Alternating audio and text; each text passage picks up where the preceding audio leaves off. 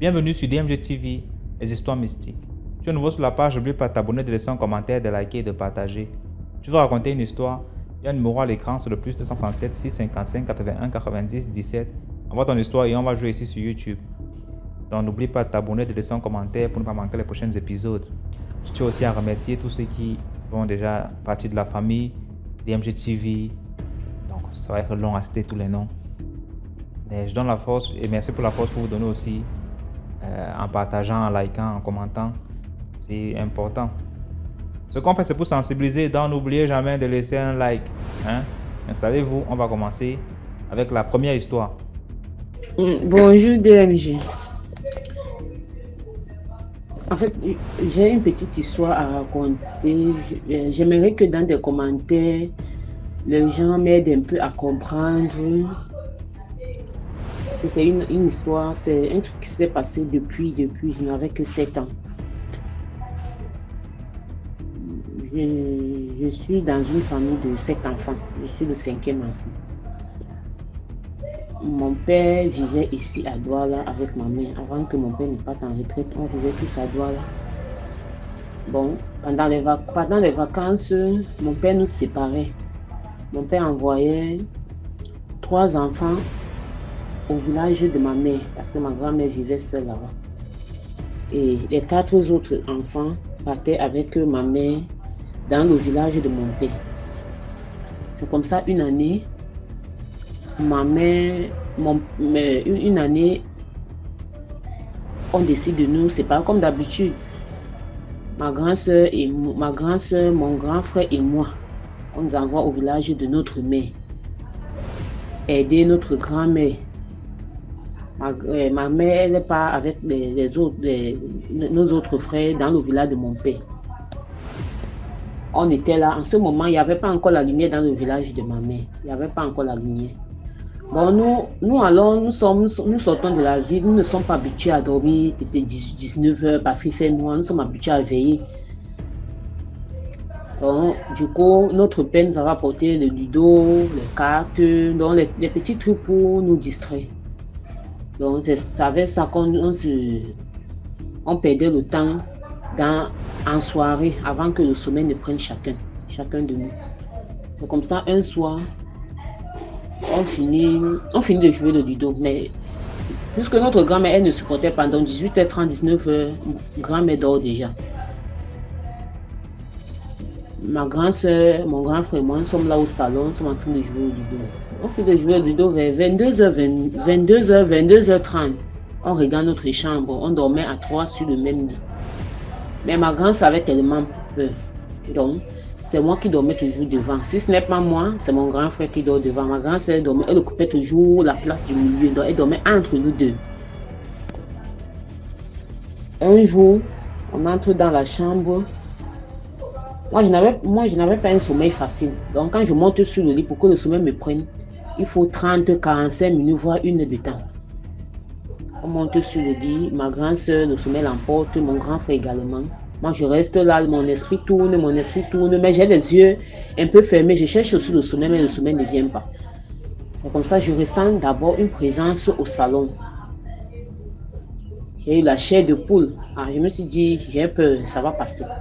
Après, je ressens le bruit d'une assiette au salon. On avait une assiette qu'on mettait là, en bas de la table. L'assiette là portait les éponges, le savon, donc en fait les trucs pour faire la vaisselle. Je sens comme si quelque chose a bousculé cette assiette. Je me suis dit aussi que peut-être c'est la souris. Après quelques secondes, je ressens comme si un grand vent est entré dans la chambre où mes soeurs, mes frères et moi on dormait. Après je vois la présence de quelqu'un. Même pas la présence, je vois cette personne, mais avec le visage caché, avec une croix au niveau du front, une croix noire au niveau du front, une croix bien dessinée au niveau du front, vêtue en blanc, à une grande robe blanche. Cette personne, quand j'ai ressenti quand j'ai eu la chair de poule, je me suis retournée, je ne regardais plus de l'autre côté du mur, je me suis retournée, j'ai serré mes frères. Mais quand cette personne est montée sur le lit, Cette personne m'a retourné. Il m'a mis face à lui, à elle. Qu'est-ce que cette personne faisait? Elle tombait sur moi. Elle frottait ses mains. Elle retombait sur moi. J'ai voulu commencer à prier. Notre Père qui est aux cieux. La voix ne sortait pas. Je n'arrivais même pas à sortir un mot de ma bouche. Je n'arrivais pas à bouger. J'étais inerte. J'avais tellement peur. J'ai commencé à vouloir méditer dans le cœur. J'avais tellement peur. J'ai commencé, je ne sais pas tout ce que je voulais faire, je n'arrivais pas à le faire. Cette personne continuait toujours le même geste. Frotter ses mains, tomber sur moi. Frotter ses mains, tomber sur moi. À un moment, je me sentais déjà fatiguée. J'étais essoufflée. Jusqu'à un moment, ma grande soeur, c'est comme si elle s'est retournée. Elle a constaté que j'avais peur, mais je ne suis pas. Elle n'a pas constaté elle n'a pas constaté qu'il y avait quelqu'un sur moi. Mais puisque je bougeais, elle a constaté que j'avais peur. Elle m'a dit calme-toi, calme-toi, calme-toi. Cette personne continuait à faire le frottement de ses mains et retomber sur moi. J'ai profité quand cette personne s'est levée sur moi pour frotter ses mains pour une énième fois.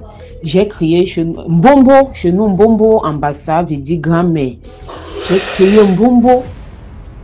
Quand j'ai crié comme ça, là, 1 minute plus tard, ma grand-mère est entrée dans la chambre. Quand ma grand-mère est entrée dans la chambre, j'ai vu comme si cette personne se quittait sur mon corps, sortait. Moi seul, je voyais la personne sortir. Mais c'est comme si les autres ne voyaient pas. C'est comme ça que je dis à ma grand-mère que. Ma grand-mère me dit que c'est quoi? Qu'est-ce qui ne va pas? Il dit que Mbombo, il y a quelqu'un qui est entré dans ce. Il m'a fait ceci, il m'a fait ça. On me dit que si tu as peur, il dit que Mbombo, je n'ai pas peur. Voilà ce qui s'est passé. Il me dit non. Elle me dit donc dors. Donc depuis, quand j'essaie même d'expliquer ça à ma mère me dit que peut-être que c'est un rêve que tu avais fait. Mais moi, consciemment, je sais que ce n'est pas un rêve, c'est quelque chose que j'avais vécu. En fait, c'était ma petite histoire. Bonne journée. Voilà. Merci beaucoup pour l'histoire. Maintenant, on passe à la deuxième histoire. Bonjour DMG, bonjour la famille. Partagez, likez, commentez. Alors, j'ai une histoire. L'histoire se passe au Gabon, dans une province du Gabon. Une jeune fille qui gère un bar. Elle gère un bar, on va appeler la fille Annie. Et le propriétaire du bar, on va l'appeler Marc. Annie gérait le bar de Marc. C'est comme ça qu'un soir, elle a eu un client, un jeune homme, beau, élégant, véhiculé et tout. Il est venu avec des amis. Et Annie l'a tapé dans l'œil. Et elle aussi, le gars l'avait tapé dans l'œil. C'est comme ça que le gars, il est revenu après. Il est devenu un client fidèle. Et à chaque fois qu'il venait, il faisait la cour à Annie. Et tout. Après, Annie a accepté les avances du gars. Le gars s'occupait d'elle. Il donnait des sous et tout. Mais Marc, le propriétaire du bar, voyait le gars. Il ne voyait pas clair. Il disait à Annie, tu sais, je te prends pour une soeur, une fille. Mais ce gars-là, il ne m'inspire pas confiance. Mais elle ne voyait rien. Mais dans tout ça, il n'avait pas encore eu de rapport. Annie n'avait pas encore eu de rapport avec ce jeune gars. Comme ça qu'un soir, le gars l'appelle dans la journée d'abord. Tu finis à quelle heure? Elle a donné l'heure. Elle a dit ok, je viendrai te chercher, on va passer du temps ensemble. Elle était contente, puisque le gars s'occupe d'elle sans jamais rien lui demander. Et que si aujourd'hui il lui demande quand même, elle va tout lui donner. C'est comme ça que le gars est venu le chercher après le boulot. Ils sont allés dans un motel de la place, réputé aussi. C'est comme ça que, arrivés à l'hôtel, ils sont arrivés à l'hôtel dans les 23 heures. Le gars a dit à la go, va d'abord te débarbouiller. La go est partie, elle s'est débarbouillée et tout et tout. Elle est venue, elle portait une serviette, juste la serviette, elle n'avait rien dessous. C'est comme ça que le gars a dit, ok d'accord, je veux aussi aller à mon tour. Il est entré dans la salle de bain. Il a allumé le lot. 23h, 24h, le gars était toujours dans la douche. Elle s'inquiétait, elle a commencé à appeler. C'est comment ça va? Oui, ça va. Donc du coup, elle s'assoupit. Quand elle s'assoupit comme ça, elle se réveille. Il est déjà 1h du matin, 2h. Et c'est comme ça que son téléphone sonne. Le téléphone de la fille sonne. Il appelle, c'est son grand frère. Son grand frère lui demande, tu es où? Elle dit non, je suis à la maison. Le grand frère lui dit non, tu n'es pas à la maison. Là où tu es, peu importe ce que tu fais, pars de là parce que tu es en danger. Donc du coup, le gars qui est dans la douche, il a entendu la conversation. En fait, il a senti tout ce qui s'est passé. Il a senti que la go voulait partir. D'un coup, elle n'a rien compris. Elle s'est retrouvée nez à nez avec le gars. C'est que le gars, du cou jusqu'au pied, était transformé en serpent. Donc, il ne restait que la tête. Le gars l'a enroulé. Et il s'est mis, sa tête s'est retrouvée face à face avec la tête de la go. Elle a eu tellement peur qu'elle n'a même pas pu crier. Elle a juste fait pipi, fait caca là d'où elle était. Elle était en train de le regarder. Il se regardait les yeux dans les yeux. Et c'est comme ça, en le regardant, elle a regardé dans un coin de la chambre. Elle a vu sa grand-mère. Et sa grand-mère lui a dit, ris. Ris. Ris, ris, ris. Et c'est comme ça qu'elle s'est mise arrière. Quand elle s'est mise arrière comme ça, le gars lui demande, tu ris quoi?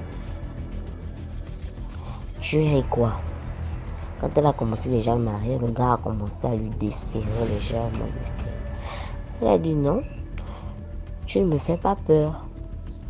Ce que tu fais là, j'ai déjà vu ça plusieurs fois, donc tu ne me fais même pas peur. Le gars a demandé, c'est faux, tu mens. Je sais qu'il y a quelqu'un dans la chambre. Il a senti la présence de la grand-mère de la fille. Il dit, je sais qu'il y a quelqu'un dans la chambre qui te demande de faire ça. Il a desserré la fille. Il a desserré. Il est retourné dans la douche. Il s'est retransformé en être humain. Il est venu. Il a ramassé les choses de la fille. Il a chassé la fille. Elle dégage. Donc elle est sortie de la chambre d'hôtel à poil, avec tout ce qu'elle avait fait sur elle. Il a pris les habits de la go, il l'a jeté. Comme ils étaient à l'étage, il l'a jeté. Donc elle est descendue de l'étage jusqu'en bas, à poil.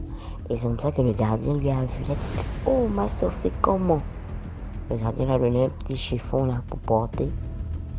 Et le gars après, il est descendu, il a suivi la go jusqu'en bas. Et il s'est mis à genoux devant il. Lui a supplié de ne rien dire. De ne dire à personne que même si tu racontes l'histoire, ne dis jamais mon nom. Et la go a accepté, elle est partie. Et après ça, elle allait à l'église. Elle allait faire genre la confession. On lui a dit, mais il faut que tu dises le nom. Elle ne peut pas dire le nom du gars parce que le gars a dit, si elle dit son nom, il va mourir. Et finalement, si tu ne dis pas ta confession, non, ça veut dire que tu n'es pas délivré. Et elle dit qu'elle voit souvent le gars. Elle voit souvent le gars ici, dans la province, dans la ville, il se balade, il est avec des nouvelles filles et tout. Donc, le but c'était quoi? Quand le gars lui a surpris et tout, quand il lui a attaché, elle était censée crier, avoir peur. Et si elle criait, il allait prendre son âme. Il allait prendre son âme et elle allait devenir folle. Mais comme elle n'avait pas crié, son plan n'avait pas réussi. Ça n'avait pas marché. Donc c'était un peu ça, tout ce qu'il prenait par or, parce que c'était un bel homme, un jeune gars bien véhiculé et tout, qui a de l'argent. C'est un beau garçon. Tout ce qu'il prenait par or. Et quand on me conseille, apprenons. Quand on me conseille, apprenons à écouter un peu les conseils, parce que le patron, le propriétaire du bar lui avait déjà dit que non, ce gars ne m'inspire pas confiance. Mais elle s'était entêtée. Bon, c'était mon histoire. Merci. Merci beaucoup pour l'histoire. Maintenant, on va passer à la troisième histoire.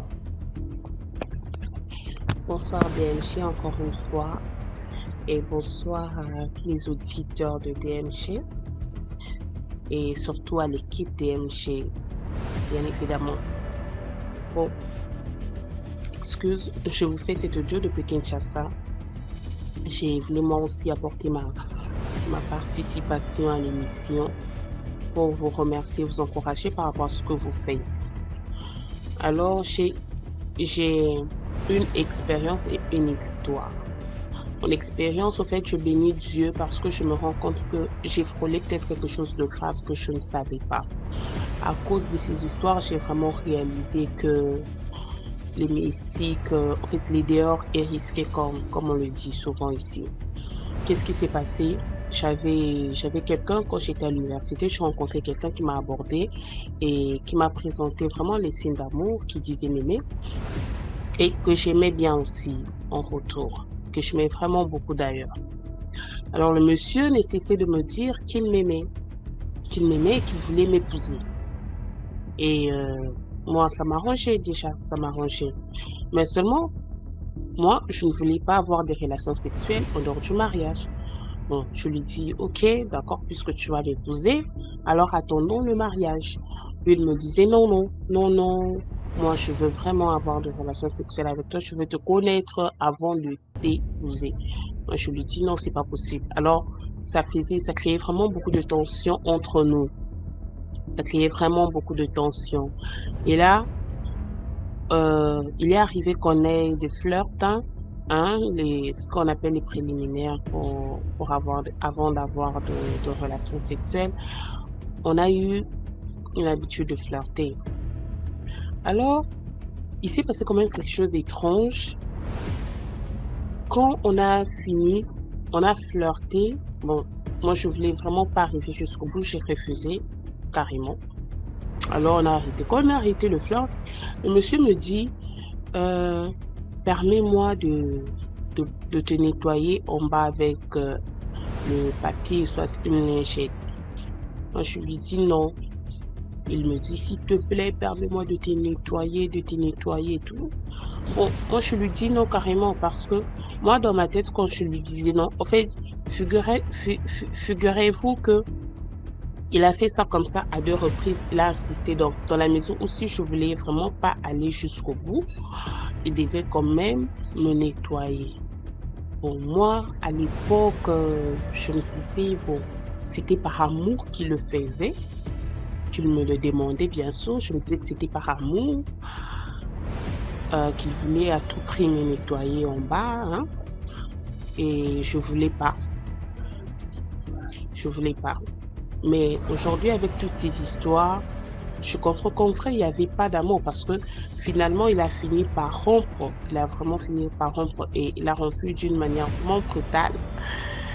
vraiment brutale, humiliante, si je peux le dire, dans la maison où il rentre aujourd'hui et dans une semaine ou 2. Et le jour où il a rompu, c'est un jour où il m'a vraiment forcé d'avoir de relations sexuelles. J'ai refusé et il m'a chassé de chez lui. Après, 2 semaines après, il avait fiancé une autre fille. Après, il s'est marié avec cette fille. C'est vraiment quelqu'un de très prospère. Mais je bénis quand même Dieu. Je me dis aujourd'hui, avec toutes ces histoires qui se passent ici, je me dis peut-être que le monsieur voulait retirer quelque chose de chez moi. Je ne sais pas quoi, mais je bénis Dieu que tout cela ne soit pas arrivé en tout cas. Merci. Merci beaucoup pour l'histoire. Maintenant, on passe à la 4e histoire. Bonjour DMG, j'espère que vous allez bien, vous et toute votre team. Merci beaucoup pour ce gros travail que vous abattez pour garder les esprits en éveil et pour sensibiliser. Que le Seigneur vous bénisse en retour pour tout ce que vous faites. Après avoir écouté vos histoires, j'ai eu à cœur d'apporter ma petite contribution de mon vécu personnel. En fait, quand j'étais enfant, dans ma petite enfance. Je vivais avec ma famille dans le centre-ouest de mon pays.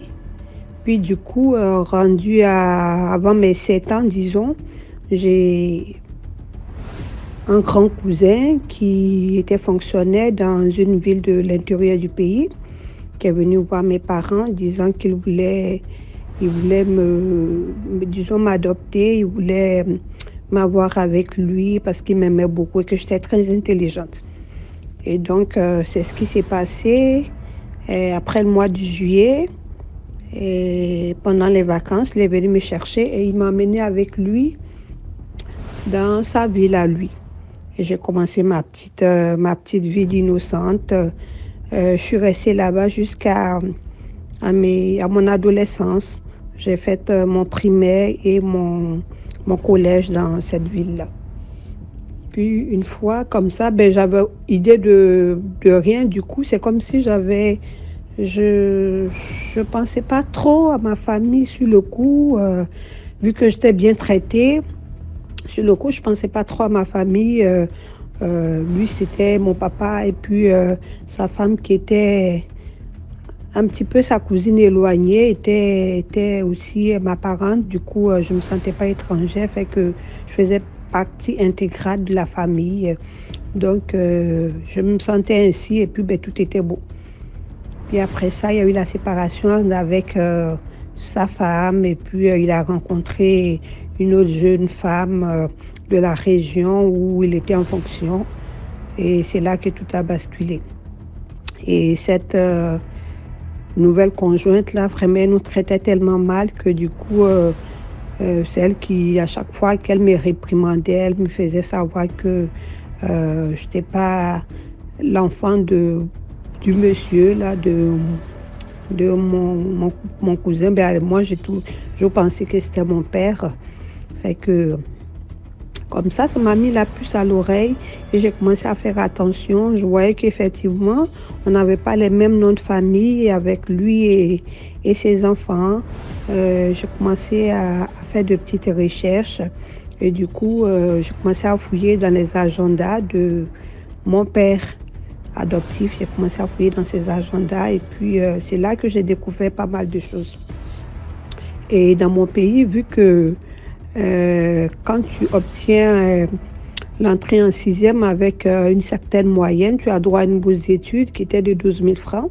Quand j'ai pu avoir ma bourse d'études, je l'ai gardée et j'ai demandé à une personne qui... À l'époque, il y avait comme des mamans d'école dans nos collèges. Fait que j'ai demandé à ma maman d'école de m'aider à retrouver ma famille. Et c'est ce qu'elle a fait. Et je suis allée, j'ai retrouvé ma famille. Elle m'a aidé à retrouver ma famille, ce que j'ai fait. Je me suis rendue à la capitale de la ville où j'étais. J'ai emprunté un car, je me suis rendue à la capitale. Et de là-bas aussi, j'avais tout marqué sur papier, jusque dans mon village. Vu que c'était les vacances, évidemment, tout le monde était rentré dans le village natal. Et donc, je suis arrivée à la cour familiale. Personne ne me reconnaissait là, parce que j'étais devenue une jeune fille. Et c'est comme ça que je me suis présentée dans les nouvelles. C'est là ils ont commencé, oh c'est toi, on t'a même pas reconnu, si on t'aurait vu quelque part, on t'aurait dépassé, tu as tellement grandi, et puis patati patata. Puis moi, tout euphorique, là, j'avais hâte de voir, dans le fond, j'avais hâte de voir mon père. J'ai toujours fantasmé sur mon père, je posais des questions, et papa, est-ce qu'il est devenu vieux, comment il est devenu, et puis tout euphorique, toute contente, là. Puis on m'a dit non, papa, il est allé, vu qu'il n'avait pas transféré ses comptes, il est allé dans sa ville pour prendre son salaire. Il va mettre 2 à 3 jours. C'est ainsi que j'ai pris le temps d'attendre impatiemment jusqu'à ce qu'il arrive. Et c'est comme ça, la journée où il est arrivé, c'était en soirée. Moi, j'étais avec ma mère à la cuisine en train de nous affairer pour la préparation du repas du soir. Et puis on m'a dit, oh, papa, il est arrivé. J'ai couru là avec une joie immense. Papa, j'arrive. Quand mon père me voit, il me dit, je dis bonjour papa. Il me demande, qu'est-ce que tu fais ici? J'ai tiqué. J'ai dit, voyons, c'est quoi c'est... Il me dit, qu'est-ce que tu fais ici? Qui t'a demandé de venir? Je suis tombée des nues. je ne savais plus où j'étais, je savais plus, mon sang a fait un tour dans mon corps. Je me demande, mais voyons, pourquoi il me pose ces questions? J'avais même pas le temps de réfléchir afin de lui trouver des réponses. J'étais comme, qu'est-ce qui ne va pas? Puis du coup, il a commencé à non, toi tu fais plus partie de mes enfants, je n'ai plus rien à voir avec toi, j'ai déjà voté le budget de mes enfants, tu fais pas partie de mes enfants, je sais pas si c'est ta mère qui t'a demandé de venir, ben elle va s'occuper de toi, c'est à elle de te prendre en charge, j'ai rien à foutre de toi, je t'ai donné, c'est fini, et tu fais plus partie de ma famille. Oh, ok. Fait que du coup, j'avais rien d'autre à faire que de pleurer. J'ai pleuré longtemps, longtemps, et puis après ça, je ne sais même pas comment j'ai fait pour disparaître de sa vue, mais en tout cas, je me suis retrouvée à un moment donné que je n'étais plus devant lui. Et depuis le jour, là, mes vacances ont commencé à se passer très, très mal. Je me posais plein de questions en tant que jeune adolescente qui rêvait de retrouver sa famille. Du coup, je suis aussi mal accueillie, fait que... Vraiment, là, c'était un gros choc pour moi. Mais j'ai passé toute la nuit à pleurer. Ma mère me dit non, arrête de pleurer, tu pleures pourquoi? Et je suis là, je vais m'occuper de toi et t'inquiète pas. Et le monsieur, lui, il n'arrêtait pas de me répéter. Là, chaque fois qu'il me croisait dans un coin ou un coin de la maison, il me le disait, toi, j'ai plus rien à voir avec toi. Tu ne fais plus partie de ma famille. Donc, va juste voir avec ta mère. Je ne sais pas qui t'a fait venir, mais en tout cas, moi, je t'ai oublié, c'est fini.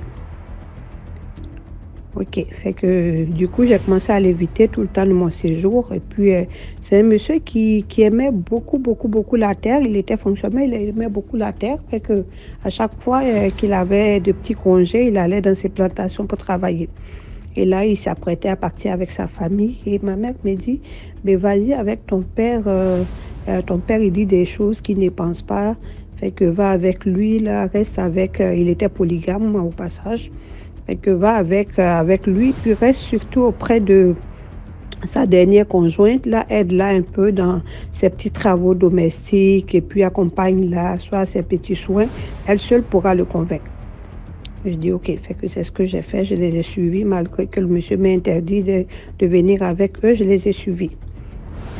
Et une fois arrivée, et dans les campements qui étaient à disons un peu plus d'une vingtaine de kilomètres, là, vraiment dans les forêts denses, je n'aimais pas trop la nourriture qu'ils nous offraient. Et vu que ma mère ne restait pas loin, elle aussi, elle était dans un champ voisin. Donc, je me cachais des fois pour aller... parce que les autres m'avaient montré où est-ce qu'elle était.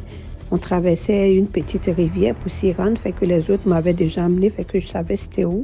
Fait que de temps en temps, j'allais voir ma mère, je mangeais là-bas pour le repas du soir et puis je revenais. Et c'est comme ça, une fois, j'ai mis un peu de temps. Et en revenant, mon père, il était déjà revenu du champ et il m'a demandé d'où est-ce que je venais. Je lui ai dit que j'allais voir ma mère. Puis il m'a dit, je t'ai dit que je ne voulais plus te voir chez ta mère, qu'est-ce que tu allais faire là-bas? Retourne chez elle parce que moi, je ne veux plus te voir ici. Déjà que je ne voulais pas que tu reviennes ici et en plus, tu me désobéis en allant du côté de ta mère. Fait que retourne vers elle, moi, je ne veux pas te voir. Et tout en pleurs, toute seule dans la nuit noire, j'ai pris la route. Et en allant, en fait, il y a une petite rivière qui les sépare, qui sépare les deux campements. Celui de ma mère de là où on restait chez mon père. Et du coup, il y avait un tronc d'arbre qui servait de pont. Et en traversant la rivière, moi, innocemment, là, je me suis mise à pleurer. Et je suis allée chez ma mère. Elle me dit, qu'est-ce que tu fais? Je dis, non, je suis allée. Mon père, il m'a renvoyé. Il m'a dit qu'il ne voulait plus me voir que de revenir chez toi. Ma mère me dit, non, vas-y, moi, je ne peux pas prendre l'engagement de te garder. Et retourne chez ton père. Et donc, ça faisait, mettons, 2 à 3 tours que je faisais entre les deux campements, dans la nuit noire, toute seule. Et du coup, je pleurais. Oh, j'ai personne. Dans mes pleurs, je disais, oh, j'ai personne, j'ai ni père ni mère, je suis seule au monde, j'ai personne, je pleurais. Et puis après ça, bon, je suis retournée pareil, là, je me suis trouvée un coin, j'ai attendu que mon père soit couché. puis je me suis trouvé un petit coin dans la maison pour aller me coucher. Et après cela, effectivement, mon père, après ça, on a passé les semaines, ou je ne sais plus, un mois ou quoi. Là. Et puis, les choses sont passées comme ça. Puis nous sommes revenus au village. C'était la période des rentrées des classes. Fait qu'il avait tenu des réunions avec ses enfants. Et je me rappelle, ce soir encore, nous étions tous assis dehors dans la grande cour en train de causer, de bavarder, de tout et de rien, de raconter des blagues entre frères. Mon père est venu, il a cité tous ses enfants pour aller assister à la réunion, sauf moi. Et là encore, j'ai broyé toutes les larmes de mon corps. Et ça s'est passé comme ça. Après la réunion, il leur a donné leurs enveloppes. Puis le matin à 5 heures, il est parti en ville. Ça veut dire que vraiment, là, il respectait sa parole, comme quoi je faisais plus partie de ses enfants. Et là, ma mère s'est débrouillée, elle m'a donné quelques sous qui ne suffisaient pas, mais j'ai pris ça, puis je suis partie. Et pour en venir, c'est plus tard, des années plus tard, que je vais découvrir en fait que en traversant cette fameuse rivière, il y a un démon, un génie de l'eau ou je sais pas quoi là qui m'a possédé. En fait, dans les années 2000, en 2004, je suis allée dans un pays voisin avec une amie. C'était son pays d'origine, mais elle est née dans mon pays, celle-là. Je suis allée avec elle pour un problème de passeport. Et arrivée là-bas, la première nuit déjà, alors qu'on dormait, j'ai eu une attaque dans la nuit. J'ai reçu comme 2 poignards d'armes blanches dans mes côtes droites. Et du coup, j'ai crié, j'ai sursauté, je me suis levée de mon sommeil. Oh, on m'a piqué, on m'a piqué. Et elle dormait fortement. Après ça, j'ai eu tellement mal, mais je me suis rendormie. J'ai essayé, j'ai prié, parce que j'étais devenue chrétienne. J'ai prié et je me suis rendormie. Puis après ça, le matin, je commençais à vomir du sang. Quand je mouchais du sang. Puis j'ai demandé à mon amie, j'ai dit, mais qu'est-ce qui se passe? Qu'est-ce qui ne va pas avec moi? Regarde ce qui se passe. Elle dit, peut-être que c'est le changement des climats. J'ai dit, mais le changement des climats, nous sommes venus toutes les deux d'ailleurs. Comment se fait-il que c'est à moi seul ça arrive? Et après, tout ça s'est tellement dégradé. Je me suis retrouvée à l'hôpital, dans des camps de prière, dans un pays étranger. De peu, je mourrais comme un poulet sans propriétaire là, à l'étranger. Bon, bref, je passe dessus. J'ai fait environ 3 à 4 jours de maladie. Et mon amie m'a abandonnée dans son pays. Et elle est rentrée dans le pays où nous résidions. Et je vous assure, quand je suis revenue chez nous, dans mon pays, plus tard, là, toute seule abandonnée, quand je suis rentrée dans mon pays, j'avais l'air d'une cadavre. En 4 jours de maladie, j'étais méconnaissable.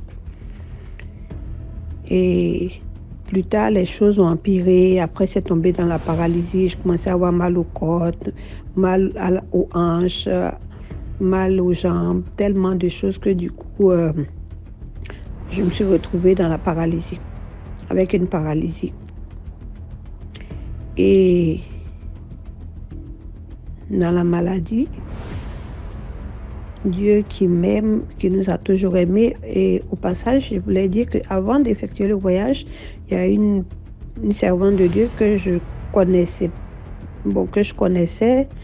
mais pas assez, qui m'avait appelé pour me mettre en garde. Le Seigneur dit que tu veux effectuer un voyage, mais il ne faut pas y aller parce que ça ne sera pas bon pour toi. Mais j'ai ignoré, je me suis même plaint. Puis j'ai murmuré, je me disais, oh, moi, les affaires des servantes de Dieu avec leurs prophéties, là, non, je ne suis pas d'accord pour ça. Mon ami et moi, ça fait longtemps qu'on se connaît, on était ensemble dans le monde, aujourd'hui on s'est convertis, il n'y a pas une servante de Dieu qui sort de nulle part pour venir me dire de faire attention à elle et tout ça. J'ai pas aimé, fait que j'ai murmuré avant de partir. Mais Dieu, dans sa miséricorde, ne m'a pas laissé mourir. En fait, mon ami, avec l'accord de ma famille, qui était en train de vouloir m'achever, de vouloir me tuer. Et donc, revenu au pays, il y a une servante de Dieu, une autre servante de Dieu à qui le Seigneur avait parlé, qui est venue me chercher, qui m'a amené dans l'église qu'elle fréquentait, et une église de feu. Et c'est là-bas, et j'ai resté chez elle, j'habitais chez elle, parce que j'étais vraiment en perte d'autonomie, là. Et donc, c'est étant avec cette dame-là, avec les prières de feu et autres, que j'ai réappris à marcher.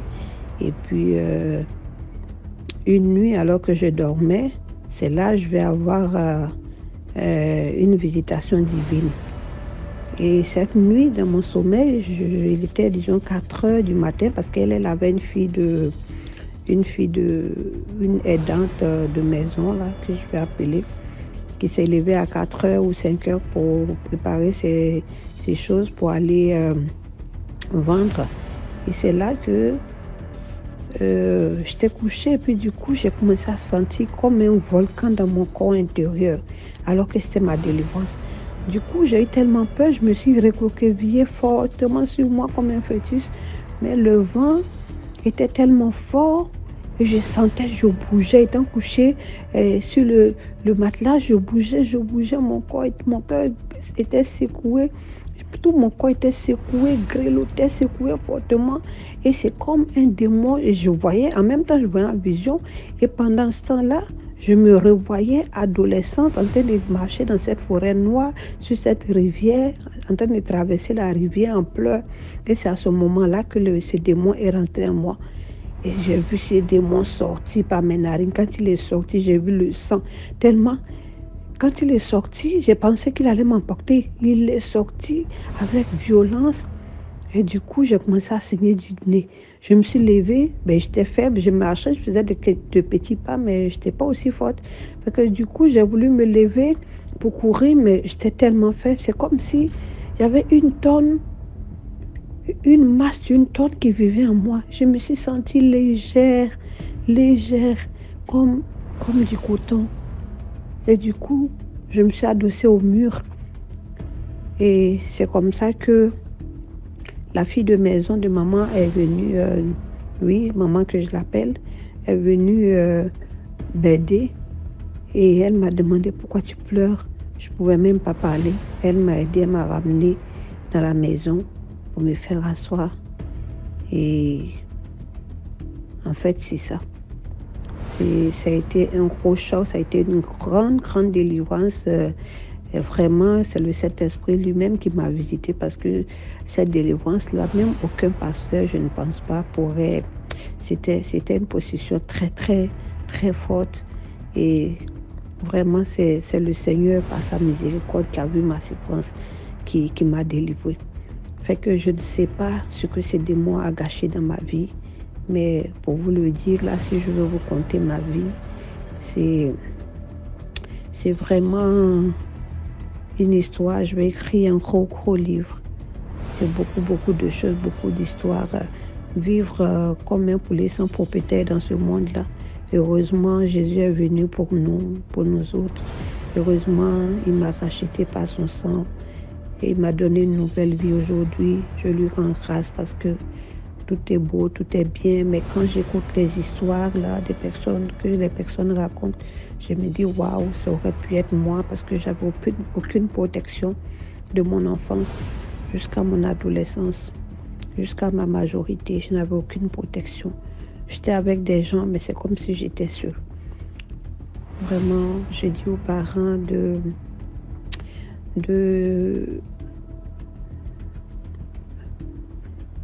Merci beaucoup pour l'histoire. Maintenant, on passe à la 5e histoire rapidement. Bonjour, DMG TV. Bon. Mon histoire, c'est quand j'étais encore au lycée. En classe de 6e, 5e et 4e. Voilà. J'étais avec 2 filles. Je sais que non, quand je vais expliquer cette histoire, les deux filles vont se reconnaître. Voilà. Mais c'était en 94, 95, un truc comme ça. Donc, on était encore plus petite. On était encore petite. Mais moi, j'étais la plus âgée et la plus têtue.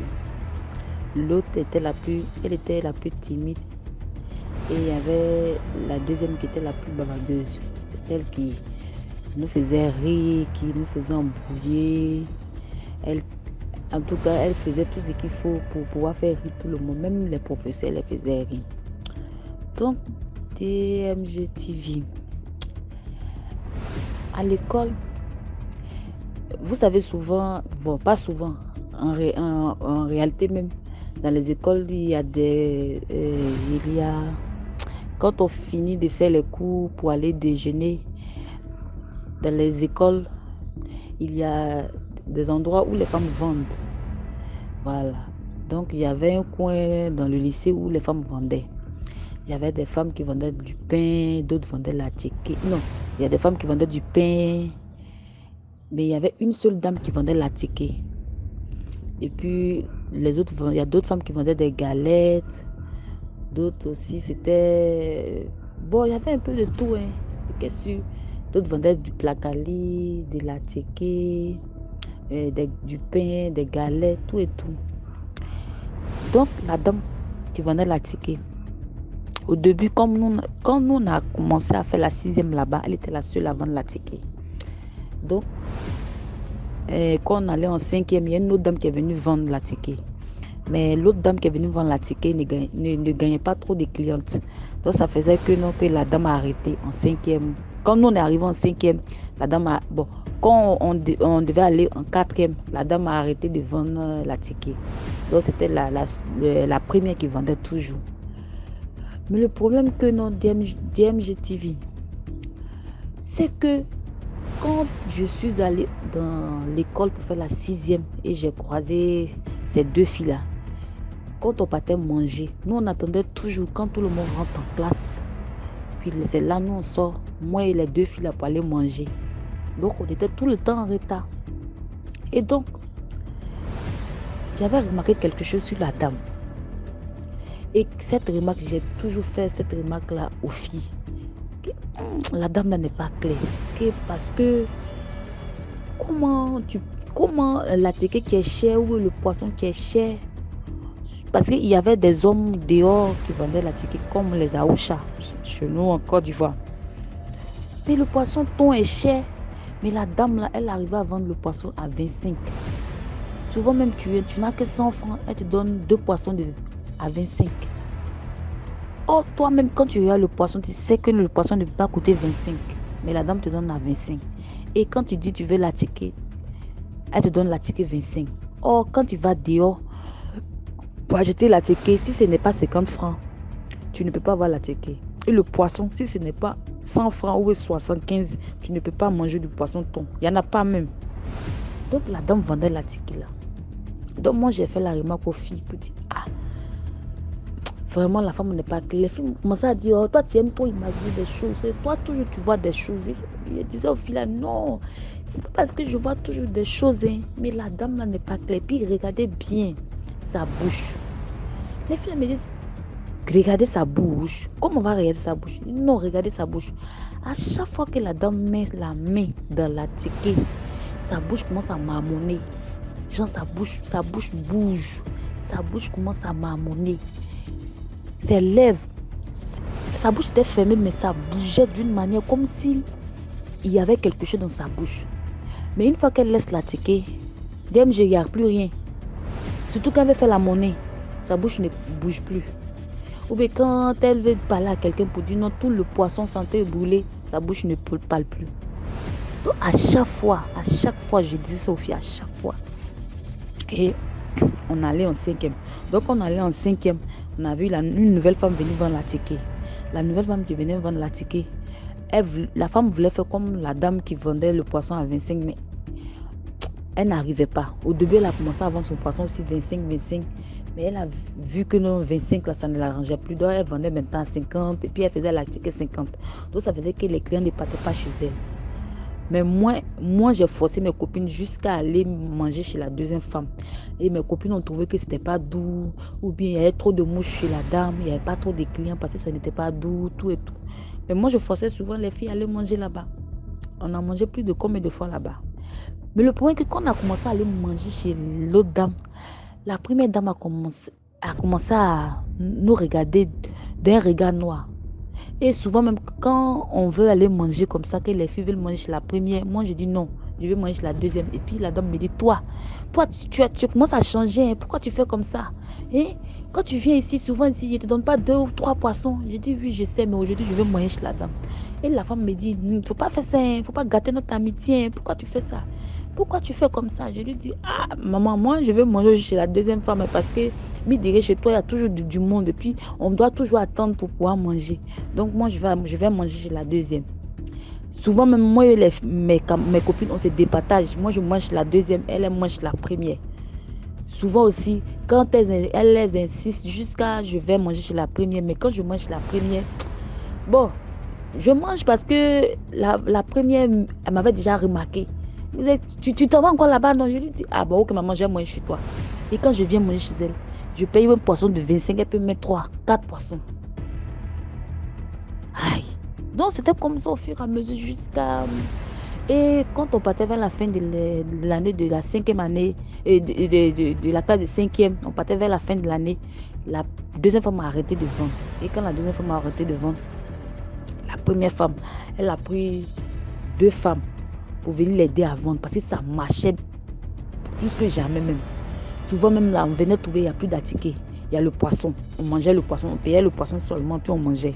Souvent, tu viens trouver, c'est l'attiqué seulement. On payait l'attiqué, elle mettait le piment dessus, et puis on mangeait. C'était comme ça, jusqu'à qu'on allait en classe de 4e. Donc, quand on allait en classe de 4e, c'était devenu comme la routine. Donc, à force, parce qu'il y avait tellement insisté sur le fait que la femme bouge trop sa bouche, que mes copines disaient que non, que c'est mes histoires que j'aime voir là, qui me montent à la tête. Donc, c'est pour cela que je me comporte comme ça. Donc, au fur et à mesure, donc je ne parlais même plus de ça. Ça ne m'intéressait même plus. Donc, quand on arrivait en classe de 4e, au début de l'année, DMG TV, je vous signale qu'il y avait d'autres femmes qui vendaient. Il y avait une dame qui vendait le pain. La dame qui vendait le pain, elle n'était pas la seule qui a vendu le pain. Il y avait au moins 3 femmes qui vendaient le pain ou 4 femmes qui vendaient le pain. Mais il y avait une aussi, son pain marchait. Son pain marchait. Et elle aussi a remarqué aussi les gens. À chaque fois, quand tu la dépasses, elle dit, toi, tu me dépasses. Il y avait une aussi qui vendait galette, qu'on appelle galette croissant. Elle aussi, c'était pareil. Quand tu la dépasses, celle qui vendait les galettes croissants, elle-même, elle chassait les clients. Elle parlait mal, elle chassait. Souvent, même tu viens trouver les galettes, elle te dit non, c'est fini, que quelqu'un a commandé. Elle parlait très mal. Donc, c'était comme ça à chaque fois. Et quand tu essaies de venir vendre pour faire la concurrence, à peine 3 mois, tu quittes là. Donc, c'était comme ça, elles étaient comme ça, les anciennes. Moi, je connaissais la femme qui vendait la ticket depuis le temps de mon grand frère. Mes grands frères qui m'ont dit que non, que la dame vendait la ticket, ça avait trop duré, elle avait trop duré là, donc c'était une ancienne. Donc je connaissais déjà la dame comme ça. Donc quand il y a eu l'entrée en 6e, que je suis allée dans le lycée, je connaissais déjà la dame. Mais je ne savais pas, il ne connaissait pas la remarque qui était sur elle. Genre pour la bouche là. Donc on était là au début de l'année de la classe de 4e.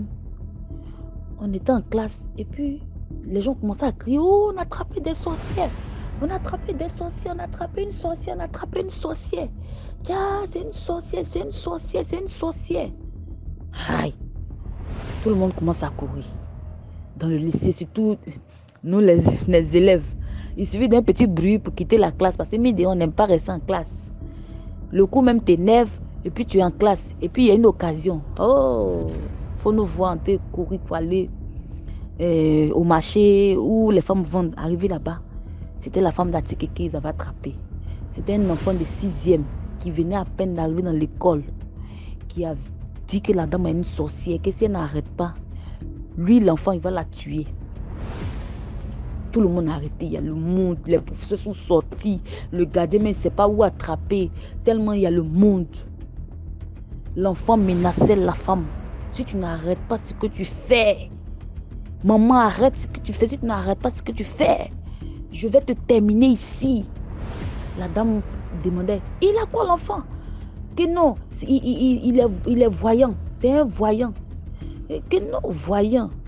L'enfant dit, c'est une sorcière. Et puis elle n'est pas seule. Elle n'est pas seule. Si elle n'arrête pas ce qu'elle fait, que l'huile que vous voyez là, ce n'est pas de l'huile. L'huile que vous voyez là, ce n'est pas de l'huile. Et parmi ces filles qui vendent là, il y a 2 qui sont dedans. Pourquoi? Elle sait la teke. Vous choisissez le poisson, vous mettez sur la teke et c'est quelqu'un qui sait l'huile. Et quand la fille n'est pas là pour servir l'huile, pourquoi on est obligé d'attendre forcément la fille? C'est seulement que de l'huile, tu peux venir te servir, mais elle dit non, il faut que la fille vienne servir l'huile. La fille, les 2 filles en question sont ses filles. Donc, la femme est une sorcière. La dame ne voulait, la dame étant niée, l'enfant a commencé à marmonner des paroles. La dame est tombée. Et quand la dame est tombée, c'est là maintenant, les gens ont commencé à crier, oh, c'est une sorcière, c'est une sorcière. Et l'enfant a commencé à dire, elle n'est pas seule. Elle n'est pas seule, elle avait ses copines ici. C'est un groupe de sorcières ici. C'est un groupe de sorcières, elle n'est pas seule. Elle n'est pas seule. Quand elle vient vendre son attiqué, tous ceux qui viennent manger, oh, DMG TV, quand on va manger, souvent on n'a pas l'argent. Surtout moi-même. Aïe, moi j'avais fini à voler le poisson. Souvent même je n'ai rien sur moi. J'ai dit à mes copines, moi je ne mange pas le poisson, je n'ai rien. Me dit, allons on voler. On va. L'autre père son attiqué, l'autre père son attiqué. Moi-même je n'ai rien là. J'ai un plat déjà avec le poisson. Parce qu'elle vole, moi aussi je vole, je complète, puis on mange. Malgré que vous volez son poisson, vous ne lui donnez pas son argent. Mais tout le temps, elle est là, elle vend. Elle sait que vous volez. Mais le fait qu'elle vienne vendre ici, là, elle ne vient pas vendre seulement. Hein. Elle vient pour voler l'intelligence, la grâce. Comme ça, le futur des gens. Que c'est ça, elle vient chercher. Et souvent même là, elle peut prendre les trompes des filles qui est ça. Quand elle sait que non, tu vas avoir beaucoup d'enfants, elle prend tes trompes. Quand elle sait que non, tu seras riche, elle prend ta richesse. Quand elle sait que non, ton avenir sera grand, elle prend. Et puis, chose bizarre, quand elle voit que tu as la tête brûlée, la tête qui est difficile, elle cherche à faire l'amitié avec toi. Qu'il y a dans l'école, il y a des enfants qui voient. Mais le point que non, que ces enfants-là, ils n'arrivent pas à discerner. Et quand ces enfants viennent manger et que ces enfants ne veulent pas manger chez elle, elle va dans son royaume là-bas pour aller les dissuader. Pour que ces enfants-là viennent manger. Parce que c'est ces enfants-là qui donnent beaucoup. Tu lui donnes de la chance. Donc, c'est une sorcière. La dame était par terre, traînait. Elle traînait ses filles. Ses filles étaient jetées par terre, transpiraient. La dame me transpirait partout. Elle traînait. Et DMG, nous on était là comme ça, on était dépassés. Les professeurs mais qui commandaient l'article, jusqu'à envoyer dans les salles de profs. Tout ça là, ils étaient dépassés. Donc, les profs ont commencé à crier sur nous pour dire non de rentrer en classe, que c'est une histoire de rentrée. Ils ont commencé les professeurs ont commencé à chasser, nous chasser, puis on est rentré en classe. Beaucoup ne sont pas rentrés, mais nous, comme ça, on est rentré en classe. Parce qu'on était encore. Donc, on est rentré en classe. Et après le cours, on est rentré à la maison. Le lendemain, la dame n'est pas venue. Et la dame qui vendait le pain aussi n'est pas venue. Celle qui vendait le croissant aussi n'est pas venue. C'est là maintenant qu'on a commencé à comprendre que vraiment, c'était un camp de sorciers qui était dans l'école. L'école est là, hein. L'école s'appelle l'école municipale de Koumassi. L'école est là. Ouais, DMG, excuse-moi si j'ai donné le nom. Mais j'ai donné le nom là pour que non, mes copines se reconnaissent. Parce qu'elle aussi, elle peut venir témoigner. Hein? Donc, c'est ce qui se passait dans la morale de l'histoire de M. DMG TV. C'est que les parents qui envoient les enfants à l'école là, qui prennent la peine de demander ce qui se passe à l'école. Genre, comment l'enfant fait pour manger, qu'est-ce qu'il mange. Voilà, qu'est-ce qu'il mange. Parce que les parents donnent le déjeuner et puis ils te disent, va à l'école. L'enfant va manger des feuilles que tu ne sais pas.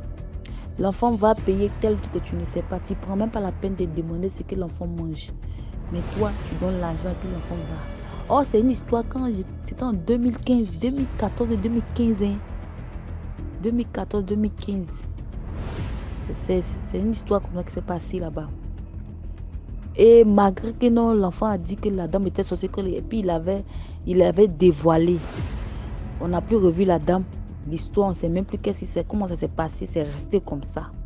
Et puis moi, je suis quittée là-bas en classe de seconde. Donc, c'est la morale de faire attention. Les parents, faites attention. Quand vous donnez de l'argent à votre enfant, essayez de demander ce qu'il mange. Et puis, essayez de vous renseigner un peu. Là où il mange, on ne sait jamais. Hein? Et qu'il prie sur la nourriture avant de manger. Surtout qu'il prie dessus avant de manger. C'est important qu'il prie dessus. Parce que moi, j'avais remarqué la dame là. Plusieurs fois. Que non, la dame n'est pas claire. Sa bouche qu'elle fait là n'est pas claire. C'est là maintenant mes copines me disent, toi, tes yeux attrapent les sorciers. Il dit, ah, je vous avais dit non. Que la dame n'était pas claire. Que sa bouche qu'elle faisait là, c'était pas simple. Vous m'avez dit non, c'est faux, comme ça. Aujourd'hui, la voici. Hein? Depuis ce jour. Depuis ce jour. Donc, c'était mon histoire. Merci beaucoup. J'espère que ça va servir à d'autres personnes. Merci. Merci. Commentez, likez, partagez. Maintenant, on passe à la 6e histoire. Bonjour DMG TV. Bonjour la famille DMG. Me revoilà vous conter une autre histoire. Une histoire que moi-même j'ai vécue. Qui prouve que Dieu existe. Dieu est toujours là. Dieu est toujours présent dans nos vies. Il entend tout, il voit tout. Il peut tout régler quand il veut. Il y avait une femme, vraiment, une femme très pauvre avec son mari qui vivait dans notre quartier. Elle vit toujours ici. Je ne vais pas dire de son nom. On va dire Sophie, voilà. Il y avait Sophie. Sophie avait eu un bébé. Fille, c'était la première fille. Elle était très contente. Quand elle a eu son bébé fille, elle est rentrée à la maison. Elle a remarqué sa fille 5 jours que le bébé n'a pas fait caca. Et normalement, on connaît nous les mamans. Les bébés, les petits bébés là, ils font des caca noirs comme ça quand ils naissent. La première semaine. Alors, elle a vérifié. Elle a remarqué que son bébé n'avait pas d'anus. Son bébé n'avait pas d'anus. Elle n'était pas née avec anus. Alors, elle a couru à l'hôpital. Elle a montré aux sages-femmes. Alors, on a dit qu'on allait l'opérer. Mais elle était très pauvre. Et son mari. Alors, nous avons demandé à son mari de donner photocopie de son carte d'identité pour garantir. Comme ça, ils pourront payer petit à petit. On a opéré l'enfant. On a ouvert son intestin là qui donne le caca. On a ouvert ça sous les côtes. Alors, elle est rentrée pour essayer de retrouver encore de l'argent pour pouvoir faire les autres opérations. Parce que cette opération, c'est très compliqué, cette maladie. C'est étape par étape qu'on fait. Alors, elle était très pauvre. Elle était là dans le quartier, en train de passer partout pour demander. Moi, je n'avais pas encore vu la maladie, cette opération. Quand un jour, j'entrais dans la chambre de mon beau-père et je l'ai surpris en train de montrer à mon beau-père l'opération de son bébé pour qu'il puisse l'aider. Quand j'ai vu ça en tant que maman, j'étais vraiment choquée, j'étais vraiment attristée. Ça doit être très dur, je me suis dit, pour une mère de regarder toujours son enfant comme ça, souffrir comme ça. faire caca sur le côté, sur les côtes comme ça. C'est très triste. Ça m'a très bouleversée. Et quand elle est partie, j'ai appelé les autres femmes de la maison. On était 5. Je leur ai dit qu'il faut qu'on fasse quelque chose. Même si nous, on ne travaille pas, on n'a pas d'argent. Il faut qu'on fasse quelque chose. Il faut qu'on sorte, qu'on fasse porte à porte. Leur expliquer ce qui se passe et que tout le monde cotise pour qu'on l'aide. On est des femmes, on est des mères comme elles. On a des enfants. Si quelque chose nous arrivait comme ça, si nous, on n'avait pas d'argent, on aimerait bien que quelqu'un nous aide. Tout le monde était d'accord. Toutes les femmes étaient d'accord. Alors on a pris un soir comme ça. On est sorti. On a demandé la permission à Sophie. Sophie était d'accord. Alors on est parti. On a commencé à faire porte à porte, leur expliquer la maladie et le problème. Il y a les gens qui donnaient de l'argent. Il y en avait qui donnaient beaucoup d'or, il y en avait qui donnaient un peu, il y en avait qui n'avaient pas d'argent.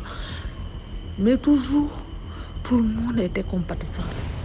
Tout le monde était compatissant parce que c'était vraiment triste. Ils étaient tellement pauvres. Tellement pauvres. Alors, on a fait des porte-à-porte, jusqu'à on est entré dans une maison. C'était une grande maison. C'était d'ailleurs les cousins de mon mari qui vivaient là-bas avec leurs femmes. C'était une grande maison. On est entré là-bas, on a fait porte-à-porte, la même chose. Il y en a qui donnaient de l'argent, il y en avait qui donnaient un peu, il y en avait qui n'avaient pas d'argent. Mais ils étaient toujours compatissants. Et disaient vraiment des mots et faire des prières pour l'enfant. Mais tout le monde était vraiment touché. Jusqu'à on est entré dans un appartement, il y avait 2 femmes. La première femme et la deuxième femme. On est des musulmans ici. La première femme et la deuxième femme. On est entré. On est d'abord parti chez la première femme. Parce que la porte de la deuxième femme était fermée. On est parti chez la première femme. On a parlé. Elle nous a donné un peu d'argent. On était en train de partir. Elle nous a dit il faut passer dans la chambre de la deuxième femme. Parce qu'elle est entrée là-bas, qu'elle est là-bas. Mais elle nous entend. Elle va se fâcher contre vous. On était en train de tout rigoler comme ça. Elle va se fâcher contre vous si vous n'entrez pas là-bas. On a dit ok. On a toqué la porte. Elle a dit entrez. On est entré. On est entré. On était en train de distribuer un peu. On a vu, elle était enceinte. Elle devait avoir 5 mois, comme ça. Elle était en train de regarder la télé. On l'a saluée et tout. Elle était tout silencieuse. On l'a saluée et tout. Alors, on lui a expliqué pourquoi on était là, la maladie de l'enfant, les conditions financières de ses parents et tout. On lui a tout expliqué. Mais, ce qu'elle a fait, elle s'est levée. Imaginez ce qu'elle a fait. Elle nous a foutu dehors. Elle n'a pas dit un mot. Elle s'est simplement levée et passée devant nous comme ça. Quand elle est arrivée jusqu'à la porte, elle a ouvert la porte. Elle nous a regardés. On a compris, on est sorti un peu. Mais la façon qu'elle a frappé la porte, on a sursauté. Elle a fermé sa porte et elle est allée regarder sur la télévision. Je vous dis qu'on était choqués. Pour être choqués, on était bien choqués. On est resté devant la porte 5 minutes sans parler, avec la bouche ouverte, tellement qu'on était choqués. Et on est parti. Sur la route, on était tellement choqués qu'on ne pouvait même plus parler. La façon dont elle nous a traités, elle nous a foutu carrément à la porte. On s'est demandé comment une maman peut être aussi insensible. Je ne sais pas, tu ne peux même pas donner, tu peux garder ton argent, mais au moins tu peux dire quelque chose. Pourquoi nous foutre à la porte? Alors on a dit, on laisse à Dieu le soin de régler ça. On est parti. On l'a aidé, cette femme, on l'a aidée. Vraiment, elle a fait toutes les opérations. Il y a même les Blancs qui l'ont pris en charge. Elle et ses enfants, tous ses enfants, ils ont mis à l'école les enfants, ils ont payé tout vraiment. Jusqu'à maintenant, ces Blancs continuent de l'aider. Mais, bizarrement, quand il y avait, non, je dirais 8 mois et ça. Vraiment, 8 mois, oui. 8 mois. À 8 mois, après, une de mes copines est allée au marché, elle est revenue. Elle m'a dit, elle est revenue, elle a dit, j'ai oublié de te dire quelque chose. Elle a dit quoi? Elle m'a dit, est-ce que tu sais que j'existe? J'ai dit, oui, très bien, j'existe. Tu te rappelles de cette femme qui nous a mis à la porte quand on faisait les porte-à-porte pour amener de l'argent à Sophie? J'ai dit oui. Elle m'a dit elle a eu son bébé. J'ai dit ok. Elle a dit tu ne devineras jamais ce qui arrive à l'enfant. J'ai dit non, qu'est-ce qui se passe? Elle m'a dit que l'enfant est né avec la même maladie que l'enfant de Sophie. L'enfant pour laquelle on était allé chez elle, qu'elle nous a foutu à la porte. L'enfant, son enfant même. Quand il est né, l'enfant n'est pas né avec anus. Lui aussi. J'ai été choquée. Et j'étais vraiment choquée. J'ai dit non. Je suis allée enquêter, demander, on m'a répété la même chose. Et on m'a dit, en plus, quand l'enfant est né sans anus, quand elle est partie, qu'on lui a ramené, comme on a fait avec l'enfant de Sophie, l'intestin ici, sous les côtes, pour qu'il puisse faire ses déchets là-bas. À part cette opération, l'enfant n'arrive même plus à faire d'autres opérations. À chaque fois que les médecins lui donnent rendez-vous pour faire son opération, ils vont être peut-être, par exemple, 12 femmes pour faire l'opération.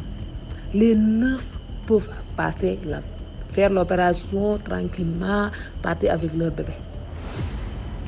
Mais à chaque fois que son bébé, on pose l'enfant sur la table d'opération, le courant se coupe. Il y a coupé le courant. À chaque fois que l'enfant, son rendez-vous vient, l'enfant qu'on pose sur la table d'opération, il y a coupé le courant. Ou l'enfant développe rapidement une fièvre d'urgence. L'enfant n'arrive pas à faire d'autres opérations. À chaque fois qu'on pose l'enfant sur la table d'opération, il y a quelque chose qui arrive. Il y a quelque chose qui arrive. Jusqu'à son enfant, malheureusement, est décédé. Jusqu'à son enfant est décédé. Je leur ai dit que le Seigneur lui donne des opportunités de regretter son geste. À chaque fois qu'on pose l'enfant, il y a coupé le courant. À chaque fois, c'est le Seigneur qui lui donne des opportunités de regretter son geste pour guérir son enfant. Elle ne l'a pas fait. Jusqu'à l'enfant est décédé. Alors, ne croyez pas que le Seigneur n'écoute pas ou non. Il est présent, il est là. Il est avec nous à chaque fois, à chaque pas qu'on fasse. À chaque fois, pas qu'on fait. Le Seigneur est là. Il va tout régler. Je suis vraiment choquée, cette histoire m'a choquée. Ça va bientôt faire 10 ans. Mais je n'oublierai jamais cette histoire. Ça nous prouve que le Seigneur est là, il attend tout. Alors, c'était mon histoire. Bonne soirée à tous. Voilà, c'est tout pour aujourd'hui. J'espère que vous avez apprécié le programme. Donc, on se prend demain 12h00. Surtout ceux qui n'ont pas encore liké, allez liker la vidéo, laissez un commentaire, même hors du live chat là. Allez laisser un commentaire là-bas aussi. Merci, c'est important. Voilà.